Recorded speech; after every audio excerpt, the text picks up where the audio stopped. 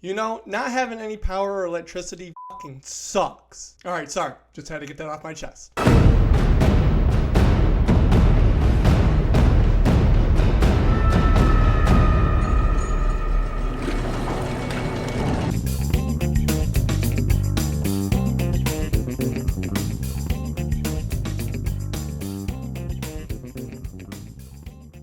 Hey everybody, what's going on? Back with a new video. Today we are finally finishing up the Hannibal series, and with book 4, Hannibal Rising, it's going to be a great one to talk about. Now before I dive into the book, like I mentioned in my intro briefly, I just recently got my electricity back on. Last night was a crazy storm. There was hail for like 10 minutes. Apparently one of the power lines fell down onto the other electrical wires, and again the electricity was out for all last night, pretty much all of today. I've just recently got it back today. Glad that's over. Now let's talk some books, people. Like I mentioned in my previous video, Hannibal, which is book number 3. If you haven't checked it out, I'll leave a link in the description below, as well with the other 2 in the series. But Hannibal Rising itself, this book can be read either first or last. That all depends on what you want to do. If you have read Hannibal Rising first, you're probably going to feel it a little bit different than what I did. I read Hannibal Rising last. Now, as the title states, Hannibal Rising, this is where we are talking about young Hannibal Lecter. Before he becomes a doctor, before he becomes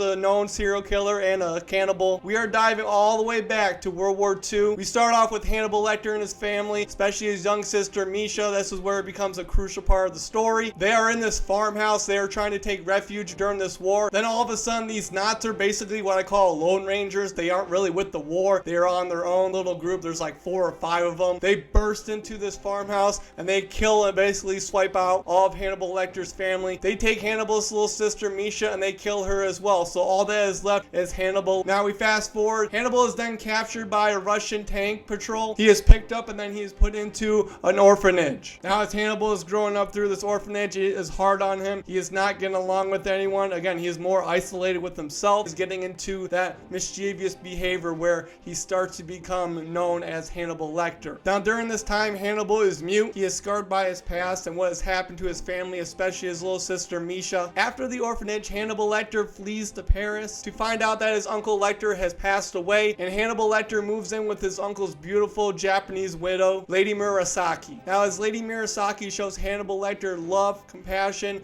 and gives him the space he needs to open up. Again, he is mute. He is not talking to anyone. He's had a very scarred life, but again with Lady Murasaki, he finds comfort with her. He later gets introduced to her Japanese tradition and the way she was grown up by honoring her Japanese ancestors. Now Thomas Harris puts little things here and there with Hannibal Lecter that really gets you on the edge of the seat. I'm not going to spoil anything for that. But as Lady Murasaki is showing him love and compassion, but now he is moving out and he's taken into schooling. He moves away from Lady Murasaki. This is where he actually starts medical school and learns about the human body and the functions of it, because he is really desiring on how the body works and how it functions. So a lot of things are happening. Again, side notes with Lady Murasaki. Hannibal Lecter is attending school. Hannibal is also trying to avenge his sister Misha by finding the criminals and finding those Nazis who killed her. And again, he wants to bring on the torture that they brought onto them during the time where the World War II was happening and when they were held captive by them. So again, not diving into the details, but Hannibal Rising is beautiful. It shows where Hannibal is becoming this monster. He is actually quoted in the book, and I'm not going to say who, but he is quoted as simply a monster. And this is really interesting because, like I mentioned, if you read it first or last, it does not matter. Thomas Harris, again, this series, it's amazing. I highly recommend it, especially if you love those gruesome stories. From Red Dragon, The Silence of the Lambs, to Hannibal Rising, it is an amazing journey all the way through. I give Hannibal Rising, like I gave the 3 other books,